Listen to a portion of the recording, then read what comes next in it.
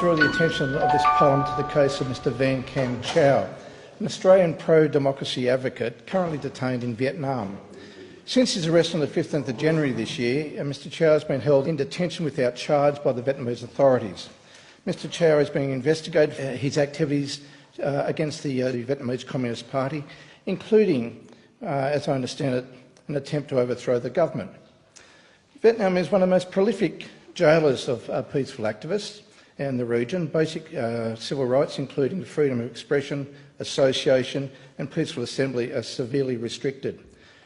Communist Party courts have issued increasingly harsh prison sentences for activists convicted on vague national security charges. Australia needs to do everything in our power to ensure that an Australian citizen is not subject to the impulses of a government widely known for severely punishing people who dare to criticise its rule. This case must be expedited, and Australia should demand the release of Mr Chow from indefinite detention without charge in Vietnam. Mr Chow is a prominent figure. He is highly involved in the promotion of human rights, democracy and social justice issues in our community. For years he has worked to shed light on Vietnam's ongoing crackdown on the freedom of expression and peaceful assembly. And 6 months ago, Mr Chow went to Vietnam on a fact-finding trip and never returned. Since his arrest, he has only been allowed monthly consular visits, and which have now been monitored by the Vietnamese authorities, restricting his ability to talk freely.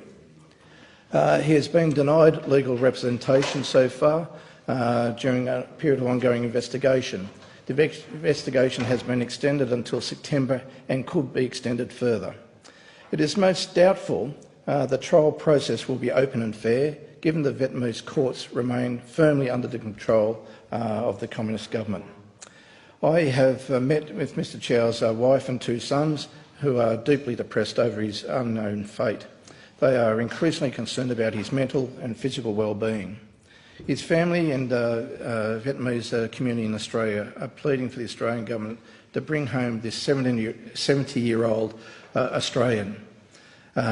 This is a man of good repute, a man who has contributed to our society, a person who came to this country as a boat person some 30 years ago.